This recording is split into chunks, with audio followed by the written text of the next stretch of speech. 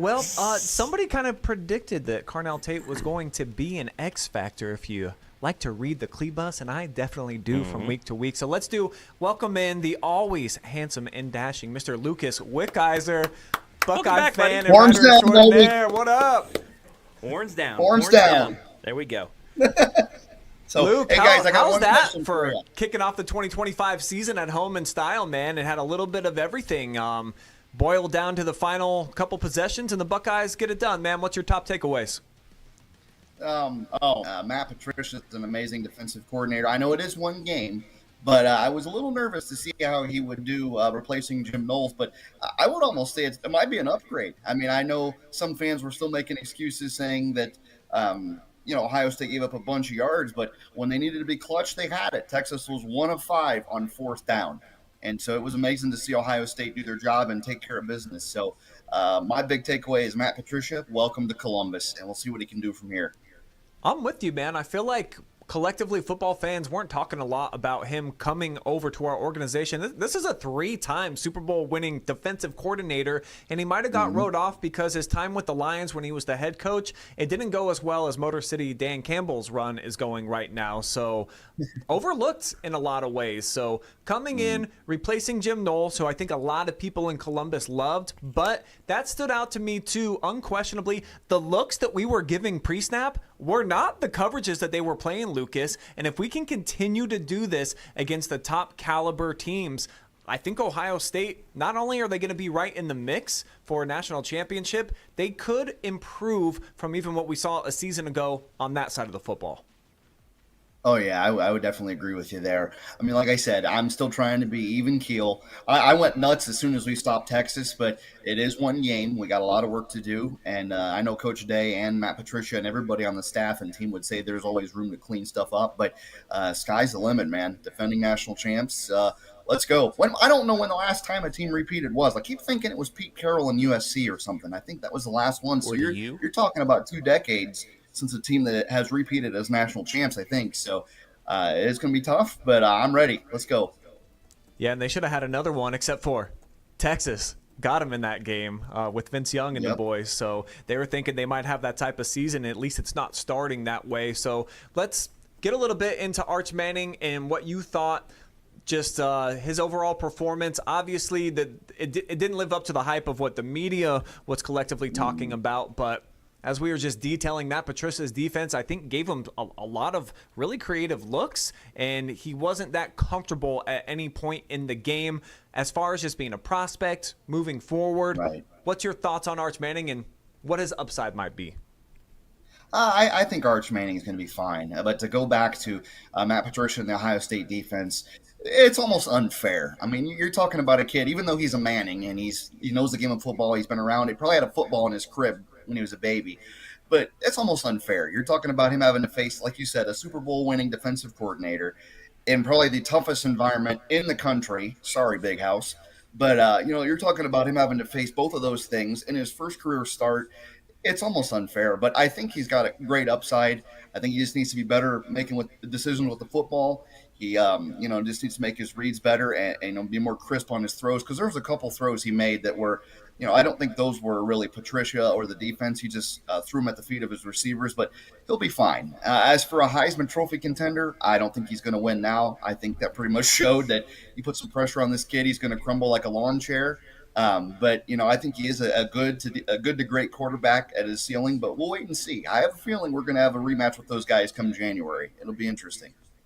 Got your article pulled up right now. Go over to OH.Report and click on the Cle-Bus if you want to read Lucas's perspective. And you talk about Julian Sayin managing the game. We've detailed that we thought that he did a really nice job of just that. But Travis, C.J. Donaldson, baby. He's a big boy. He's a bruiser. Yes. You guys are probably missing him in Morgantown a little bit now, yeah? Jaheim White is a very fast running back that we have. They had a 1-2 punch. And so C.J. got some of that Ohio State money coming at him. I actually bought a C.J. Donaldson West Virginia jersey, so I don't know what I'm going to be doing with it because I'm not going to wear it now. He's not a Mountaineer anymore. But you're not going to support him. You got a bruising back, and that's what you saw in the first touchdown in the game on 4th and goal from the 1 or the 2. he can run people over. He averaged 3.5 yards per carry on the afternoon, 19 carries, 67 yards in that one touchdown. But that's exactly what he's going to give you, and that's exactly what Ohio State needs, that short yardage back. Sometimes he can break them. He has some speed, but, I mean, you got yourselves a good running back. But, Lucas, I got a question about Sayin. He did exactly what they needed him to do today, or on Saturday. 13 of 20, 126, no interceptions, 1 touchdown. How important are the next 4 or 5 weeks going to be for him? Because at some point this season against a big ranked opponent, he's going to have to show out and put up a good number. He did what they needed him to do against Texas because of the defense and the game plan. But what is he going to have to do to, just get better, take that next step in order to be that quarterback Ohio State needs towards the end of the season, especially when they have Michigan trying to break that losing streak? Right. No, I think for Julian Sayin, I think the big thing, well, there's 2 ways to look at this. I mean, Julian Sayin, he's obviously got to keep making great decisions with the football, especially against Grambling next week. That's supposed to probably be a blowout. I don't even know what the line is there. But then when you look at the coaching staff, I almost think for Ryan Day, you kind of want to strike a good balance between, obviously getting him more reps, getting him more comfortable commanding the offense.